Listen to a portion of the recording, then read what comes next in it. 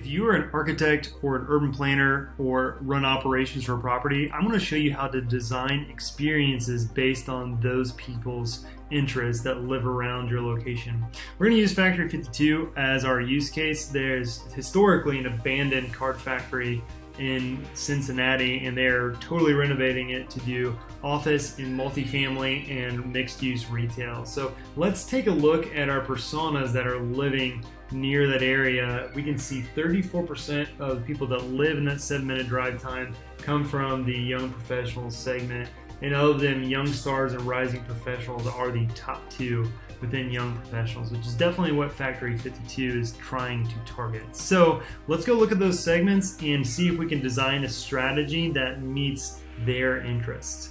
So just first of all, overall, these people, their demographics, you can see young stars 25 to 34 making 100, 125,000, very similar with young professionals, young and high income.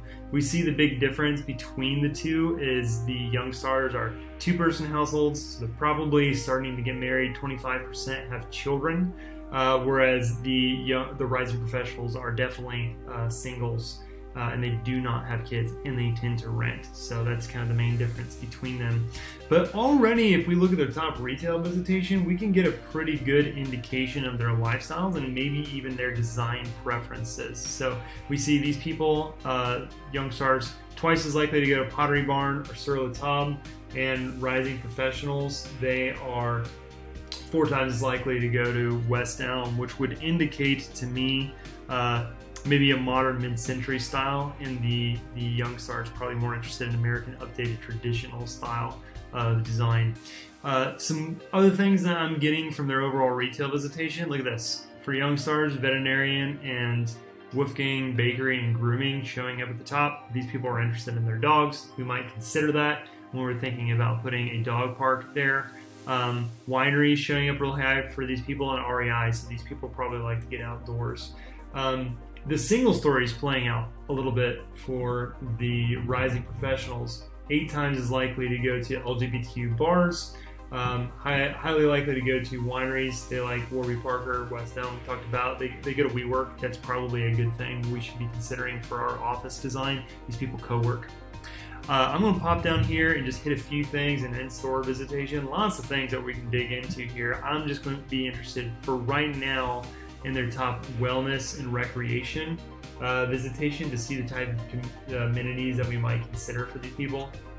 Okay, young stars, they're going to bar classes, cycle bar, fitness together. That's a group fitness type of story to me. And we see the rising professionals over-indexing going to core power yoga, soul cycle, CPO kickboxing, and cycle bar and Equinox. Again, group fitness that I'm seeing with both of those. We can actually split this if we wanted to by region. So we can hit Midwest for both of these and see how things change. We see rising professionals over-index on art museums and across the United States and music venues, but in the Midwest, we see breweries actually pop up to the top for them, music venues second. And we see they over-index on going to dog parks in the Midwest here. And then we see young stars over-index on dog parks and going to parks. So again, being dog friendly makes a lot of sense for this property. So I'm going to pop down here when we consider office design. I am interested in both of these segments, occupations, as well as their commute patterns, so we can consider what implications that might have on office design. So we're going to go down here to occupation for both of this. This comes from census data.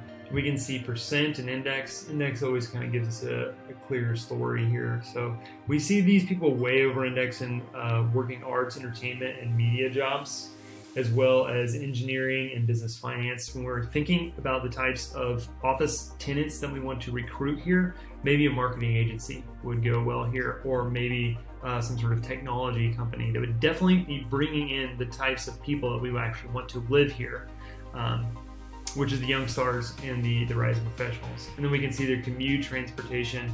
Here's the thing that stood out for me. Both of them, majority of people commute by car. But these two segments are really high for commuting by bicycle. We see young professionals 6 times as likely walking, and then young stars are highly likely, 43% more likely to work from home.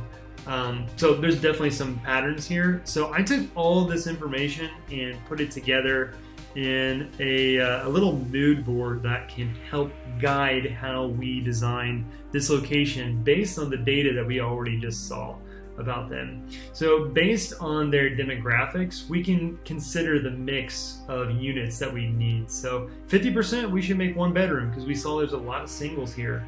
35% maybe 2 bedrooms because we see young stars have either a partner or kids. These 2 segments have 30% higher income than the surrounding population. So we can target rent prices about 30% higher. So maybe $1,500 to $2,500 for this location. For amenity design, we might want to be considering group fitness. We saw that signal coming out here, outdoor spaces, dog parks, and live music venues. In office applications, we saw the over-index on WeWork, so there is a co-working pattern here. And these people like breweries and they like group fitness, so bringing people together around that is definitely a must. And then for events, you can see what these people are talking about month over month. So for an event would be cool for these people. These people hashtag ugly Christmas sweater in December of every year. So it's one of their most unique hashtags. And we can look at some of these things and that would give us some patterns of what these people are interested in month over month to design events that we know these people over-index on liking. Okay, cool. So one of the things I just love about the operations design and amenities is that we're bringing front to back. Before we even start the property, we're designing towards these people's preferences and patterns, and all the way to the end when we're starting to run events, we're creating experiences these people love. Okay, that's it.